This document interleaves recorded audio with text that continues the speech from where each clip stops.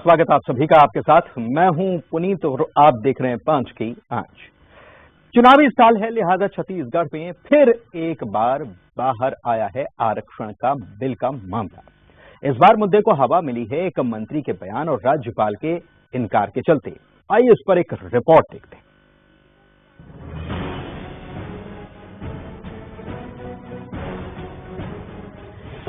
Political राज्यपाल से आग्रह करते हैं कि वो प्रदेश के विकास में योगदान दे। Governor has some limitation. Bharatiya Janata party के लोगों के बहकावे में ना आए।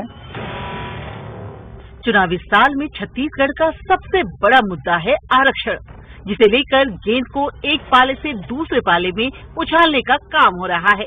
तत्कालीन राज्यपाल अनुसुईया उइके तो फिर भी जवाब देती थी, लेकिन नए राज्यपाल विश्वभूषण हरिचंदन लंबी लाइनों में जवाब नहीं देते। चंद शब्दों के सहारे सब कुछ साध लेते हैं। ऐसा लगता है कि आंध्रा के अभिभावक होने से पहले उनका लंबा राजनीतिक तजुर्बा और कई किताबें लिखने का अनुभव एक साथ काम कर रहा है। दरअसल राज्यपाल से राजभवन में अटके पड़े आरक्षण बिल पर हस्ताक्षर को लेकर सवाल पूछे गए, यहाँ से वहाँ से, दाएं से बाएं से, लेकिन कुल जमा 1 दर्जन से कुछ अधिक शब्दों के सहारे राज्यपाल ने साफ कर दिया कि सरकार का रास्ता इतना भी आसान नहीं। Political chief minister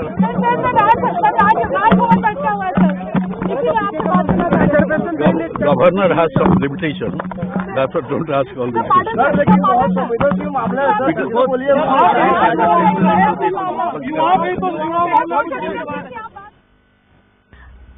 I am governor. This is political matter. Governor have some limitation. Ask to CM. बस इतना ही कहा गवर्नर ने, लेकिन ये पहला मौका नहीं। शपथ की औपचारिकता के बाद अगर राज्यपाल ने सबसे पहला बयान दिया था तो आरक्षण बिल को लेकर ही। तभी उन्होंने साफ कर दिया था कि राजभवन का रास्ता और कठिन हो गया है। इधर कांग्रेस लगातार हमलावर है। अब तक इंतजार की मुद्रा वाली कांग्रेस आक्रामक हो गई है। नगरीय प्रशासन मंत्री शिव डहरिया ने कहा कि पुराने राज्यपाल की तरह नए राज्यपाल भी बीजेपी के प्रभाव में विधेयक को अटका रहे हैं, जानबूझकर साइन नहीं कर रहे। हमारी सरकार ने तो जिसको जितना संवैधानिक व्यवस्था है कि जिसकी जितनी जनसंख्या होगी अनुसूचित जाति जनजाति को, उसके अनुरूप आरक्षण दिए जाने की व्यवस्था और EWS को भी 4% उनके जनसंख्या के आधार पर और पिछड़े वर्गों को मंडल आयोग के अनुशंसा के आधार पर 27%। इस तरह से हम लोग विधानसभा में बिल पारित करके राज्यपाल को भेज दिया है।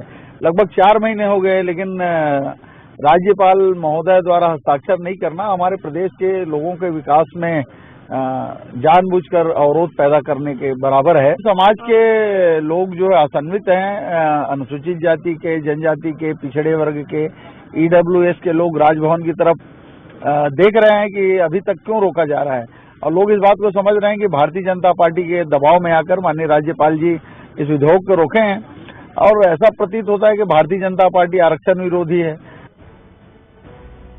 इधर राजभवन बनाम सरकार के सियासी खेल में अगर कोई पिस रहा है तो नियुक्तियों का इंतजार करते बेरोजगार, जो चातक पक्षी की तरह नौकरी की बारिश को घूर रहे हैं। पिछले 6 महीने की सियासी रस्साकशी बताती है कि अभी इन्हें और प्यासा रहना होगा। Bureau report, news 18। मौसम की बात कर लिया जाए तो गर्मी का मौसम है और गर्मी के चलते बारिश तो अभी होनी नहीं है, लेकिन सियासत में क्या ये बारिश होगी? सियासत का खेल तो अलग होता है।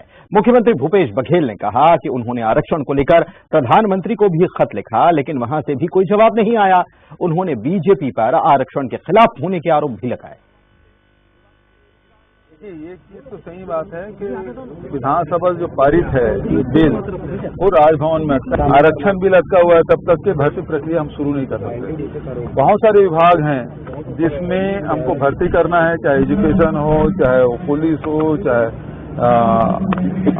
हेल्थ डिपार्टमेंट हो, चाहे एग्रीकल्चर यूनिवर्सिटी की बात हो, चाहे वो इरिगेशन की बात हो, सब में भर्ती हमको करना है। लेकिन उसके कारण से भर्तियां रुकी है। दूसरी तरफ ये है कि अभी जो नीट के एग्जाम वगैरह होंगे उसमें भी आरक्षण का मामला है, तो इसे फैसला करना चाहिए राज्यपाल जी। 6 महीने बाद सर क्योंकि आचार संहिता भी लग जाएगा, चुनाव भी है, ऐसे में आप लगातार प्रयास कर रहे हैं, लेकिन ना बीजेपी मैं तो प्रधानमंत्री को पत्र लिखा जी, लेकिन उधर से भी जवाब नहीं आ रहा है। कुल मिला के भारतीय जनता पार्टी आरक्षण के खिलाफ है। ठीक है, उधर से भी जवाब नहीं आ रहा है, लेकिन बीजेपी कह रही है कि कांग्रेस चाहती नहीं कि आरक्षण लागू हो। पहले हाई कोर्ट में अपने ही लोगों से पिटीशन लगवाकर 58% आरक्षण को रद्द करवा दिया। एक 82% आरक्षण का विधेयक कांग्रेस ने लाया था, उसे पास ही नहीं कराया, राज्यपाल भी सहमत थे उसमें। अभी सुप्रीम कोर्ट में जो मामला चल रहा है उसमें 58% आरक्षण पर स्टे नहीं ले पाए हैं और कोर्ट पूछ रही है क्या स्टे चाहते हैं, तो कहते हैं हम बाद में बताएंगे। वहां भी पक्ष ठीक से नहीं रख रही है। राजभवन ने जो डेटा मांगा क्वांटिफाइबल डाटा आयोग का, वो डेटा नहीं दिया। सवाल सामान्य से थे वो मांगे गए, उसका जवाब सरकार ने नहीं दिया। तो जो इतने सारे तथ्य हैं वो बताते हैं कि कांग्रेस की सरकार चाहती ही नहीं आरक्षण लागू हो। तो कांग्रेस की सरकार चाहती ही नहीं आरक्षण लागू हो, लेकिन क्या वाकई में इस बात में दम है? क्योंकि देखिए ये चुनावी साल है और चुनावी साल में आरक्षण बहुत बड़ा मुद्दा जाहिर सी तौर पर रहने वाला है। जब एक चुनाव में रह सकता है तो ये तो पूरी विधानसभा का चुनाव है। दूसरी बात यह है कि इस केवल आरक्षण का मामला नहीं है, अगर सरकार भर्ती करना चाहे तो वो भी नहीं कर सकती। तो ये भी एक चुनाव के पहले भर्तियां तो शुरू हुई जाती, हमने देखा मध्य प्रदेश में। नितिन भंसाली कांग्रेस प्रवक्ता, देवलाल ठाकुर बीजेपी प्रवक्ता, दोनों हमारे साथ जुड़े हुए हैं। दोनों का बहुत बहुत स्वागत है। सबसे पहले भंसाली साहब, मैं आप ही के पास आ रहा हूं।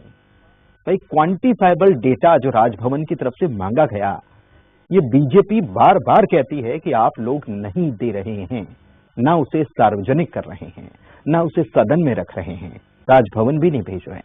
क्यों नहीं भेज रहे? चीजें राजभवन ने मांगी थी, 10 सवाल किए थे विधेयक को भेजने के बाद, वो बिल्कुल भेजे जा चुके हैं उन 10 सवालों के जवाब।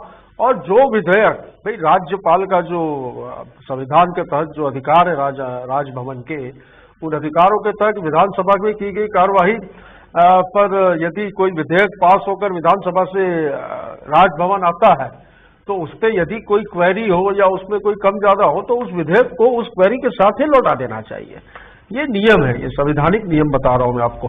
पर यहां पर क्या किया गया, विधेयक को नहीं लौटाया गया। यहां पर विधानसभा से बड़ा प्रदेश के विभागों को कर दिया। विधेयक पास होकर विधानसभा से आया, और ये बता दूं सर्वसम्मति से पास होकर आया, जिसमें बीजेपी के विधायक भी शामिल थे। पर जवाब मांगा गया विभागों से, तो विभाग क्या विधानसभा से बड़े हो गए? चलिए कोई बात नहीं, हठधर्मिता थी तत्कालीन राज्यपाल मैडम की, तो उस पर बिल्कुल उन 10 सवालों के संतोषपूर्वक जवाब भी भेज दिए गए।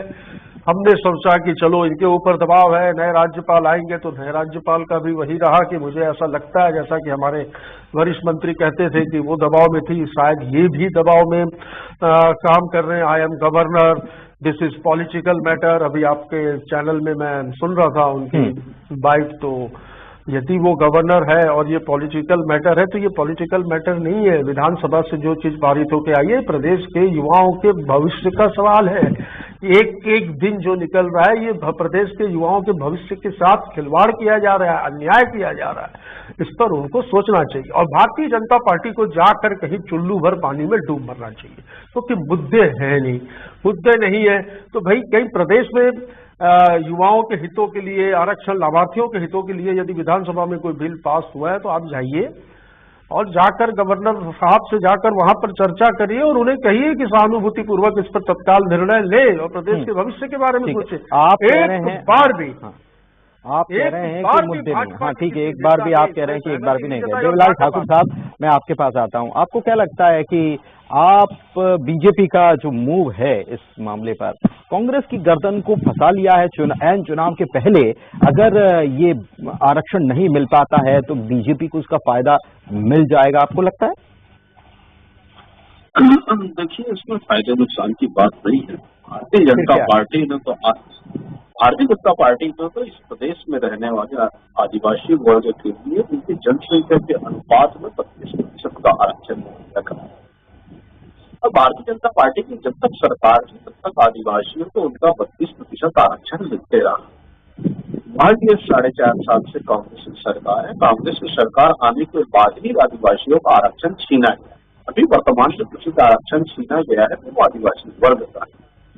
तो कहीं न कहीं ये कांग्रेस की जो सरकार है वो आदिवासियों का आरक्षण नहीं बचा पाने का जो अपराध उसको झेल नहीं पा रही है, वो भारतीय जनता पार्टी के ऊपर है। जबकि भारतीय जनता पार्टी ने तो उन्हें आरक्षण मुहैया कराया। अब सवाल आता है कि इतनी नियुक्तियां, इतनी भर्तियां अगर रुकी हुई है तो इसके जिम्मेदार कौन है? इसके जिम्मेदार वर्तमान की जो कांग्रेस की सरकार है वो कहीं न कहीं जिसकी अक्रमण्यता के कारण इस प्रकार की स्थिति इस प्रदेश में नहीं। लेकिन आप ये तो जानते हैं, मैंने जो शुरुआत में ही कहा, रोक रहा हूँ आपको, मैंने शुरुआत में नहीं, एक मिनट नितिन जी आपके पास आऊंगा, लेकिन मैंने शुरुआत में ही देवलाल ठाकुर साहब कहा कि ये केवल आरक्षण का मामला नहीं है, ये मामला भर्तियों का भी है और भर्तियां रुक जाएंगी। अब चुनावी साल है, जाहिर सी बात है, प्रभाव तो इसका पड़ता है, असर तो पड़ता है। ये बीजेपी जान रही है अच्छे से।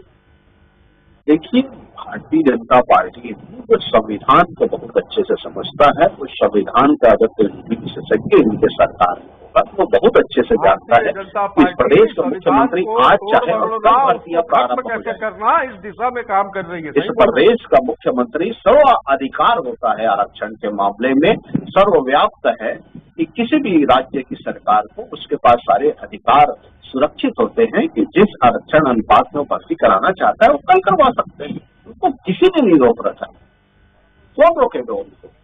लेकिन इस प्रदेश के जो मुख्यमंत्री है वो इस प्रदेश के छत्तीसगढ़ की जनता को हमेशा विधेयक में कर्नाटक में इसी प्रकार का जो है विधानसभा से विधेयक पारित होकर आता है, गवर्नर बोलेंगे तो ये जो बात वही छत्तीसगढ़ में होता है, समझने की बातें हैं। इस बात को बहुत अच्छे से समझ जाइए, ये बहस का मुद्दा नहीं है। ये एक्चुअल यहाँ पे युवा, बेरोजगार, अनुसूचित जाति, जनजाति, ओबीसी वर्ग के लिए बनाए भाई ये बहस का मुद्दा भारतीय जनता पार्टी ने बना दिया है। बहस का तो मुद्दा ही नहीं था भाई। सर्वसम्मति का मतलब क्या होता है भाई? यार ये बताओ देवलाल भाई, ये सर्वसम्मति का क्या मतलब होता है? सर्वसम्मति मतलब सारे विधायकों की सहमति से प्रस्ताव विधानसभा से। ठीक है, दोनों साथ में मत बोलिए ना, दोनों साथ में मत बोलिए प्लीज, दोनों एक साथ मत बोलिए, दोनों एक साथ मत बोलिए, इसीलिए मत बोलिए, दोनों एक साथ इसलिए मत बोलिए क्योंकि आप दोनों की बात जो है वो नहीं पहुंच पाएगी, शोर होता है, इससे शोर होता है। लेकिन ठाकुर साहब, ये आपने कहा कि ये बहस का मुद्दा नहीं है, वाकई में नहीं था। सर्वसम्मति से ये पास भी हो गया था, फिर सर्वसम्मति से इसे आगे बढ़ने में क्यों नहीं उसको मेहनत की जा रही है? फिर कहाँ सवाल उठ रहे हैं जब सर्वसम्मति से हो गया? और आपको लगता है क्या, क्योंकि गवर्नर ने कहा ये पॉलिटिकल मैटर है, आपको लग रहा है ये पॉलिटिकल मैटर? जी देखिए, कहीं न कहीं इस प्रदेश के मुख्यमंत्री ने इसे राजनीतिक मुद्दा बना दिया है। ये प्रदेश में आप देखेंगे कि पूर्व में राज्यपाल थी सुश्री अनुसुईया उइके। इस प्रदेश का मुख्यमंत्री 15 अगस्त 2019 को 82% का अध्यादेश लाता है, घोषणा करता है। उस अध्यादेश पर राज्यपाल महोदय भी सहमति जताती है। और इस प्रदेश की जो कांग्रेस की सरकार है, इनका मूल चरित्र देखिए, उस 82% के आरक्षण को ये 6 हफ्ते के भीतर विधानसभा में पारित नहीं करवाते। ये इन्होंने कोर्ट में एफिडेविट दिया है, इन्होंने ओबीसी महासभा को लिखित में दिया है। तो इतनी अक्रमण्यता कि आप ओबीसी वर्ग के लिए जो 27% आरक्षण दिए उसको सिर्फ कालातीत करवा दिए विधानसभा की चीजों को। नितिन जी, आपको ही समझना पड़ेगा, नितिन जी, तभी तो समझेंगे ना। अगर ऐसा बोलते रहेंगे तो आप राजनीति कर रहे हैं, आपको कोई मतलब नहीं है। आरक्षण तो गया आदिवासियों को, हमारे प्रदेश के भविष्य के युवाओं का राजनीति करना है। आप लोग तो चाहते हैं कांग्रेस की लोग राजनीति करें, क्या इसमें नुकसान ओबीसी वर्ग का हुआ है, जनजाति वर्ग का हुआ है। ये इसमें नुकसान किसका हुआ? अच्छा ठीक है, नुकसान की बात कर लेते हैं। नुकसान नहीं, एक मिनट, नुकसान की बात कर लेते हैं। देवलाल ठाकुर साहब, नुकसान क्या ओबीसी वर्ग का हुआ है या फिर इससे बड़ा नुकसान कांग्रेस का हो जाएगा? देखिए, अगर नहीं हुआ तो क्या होगा? अभी तो होल्ड पे है। इस पूरे प्रकरण में देखा जाए तो सबसे ज्यादा अगर किसी का नुकसान हुआ है तो अनुसूचित जनजाति वर्ग का। आप क्या उसके लिए प्रयास कर रहे हैं कि नहीं होना चाहिए?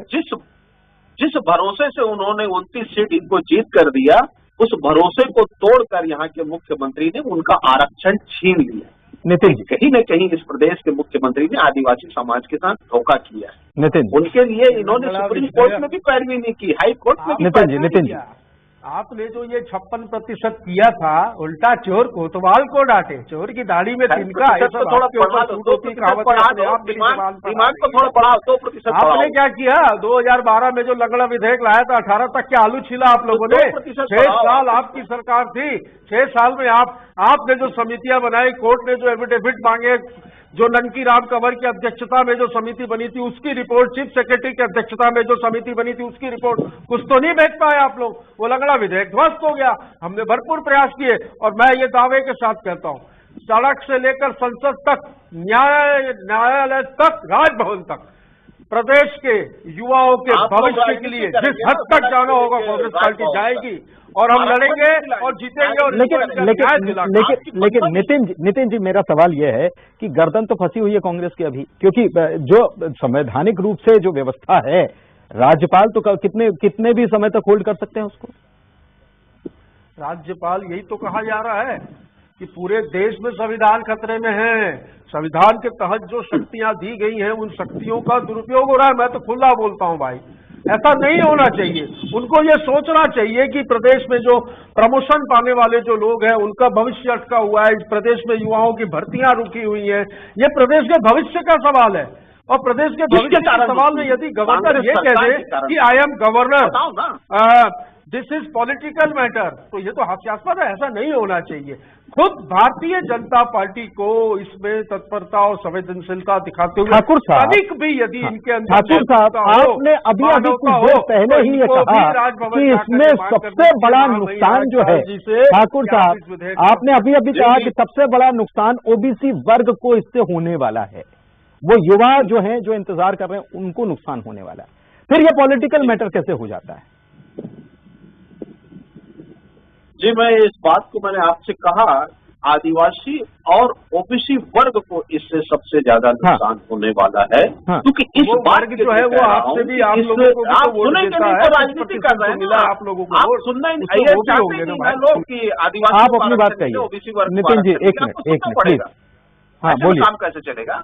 हाँ ठाकुर साहब, 15 अगस्त 2019 मैंने डेट दिया था, इस प्रदेश के मुख्यमंत्री ने 15 अगस्त को घोषणा किया था और उसमें अच्छा ये आपको एक मिनट रोकना चाह रहा हूँ। ये पॉलिटिकल तब हो जाता है जब हम पुरानी बातों को याद दिलाने लग जाते हैं। मेरा सवाल यह है कि अभी मौजूदा परिस्थिति में टाइम पास कर रहे हैं, मौजूदा परिस्थिति में क्या स्थिति है वो पुराना भूल जाइए ना। अभी तो सर्वसम्मति से बिल पारित होकर राज्यपाल के पास होल्ड पर है।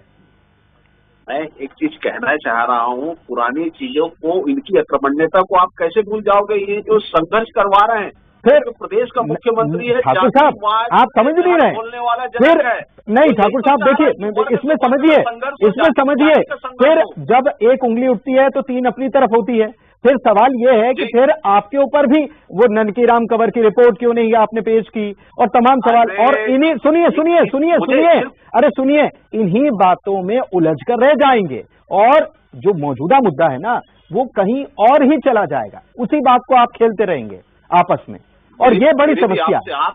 आपसे गुजारिश है, आप भी सुन लीजिए थोड़ा सा मेरी बात को। हाँ। ये बताइए कि ये नहीं भारतीय जनता पार्टी ये मन की बात के कितना 200 एपिसोड खाली मन की बात की है, जन की बात नहीं सुनी, किसी का भी यहाँ पर नहीं सुनेंगे। और ये लोग राजनीति करने के लिए, मैं बोल रहा हूँ तो बीच में मेरी बातों को काटने के लिए अनावश्यक रूप से बोल रहे हैं।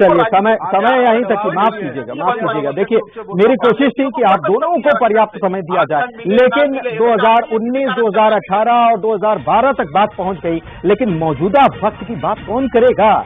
क्या आपस में ऐसे ही बीजेपी कांग्रेस झगड़ते रहेंगे और ये मुद्दा ऐसे ही लटका रहेगा या फिर कुछ और होने वाला है? बहुत शुक्रिया दोनों मेहमानों का, समय यहीं तक इजाजत दे रहा था और इसी के साथ आज की चर्चा में इतना ही। नमस्कार।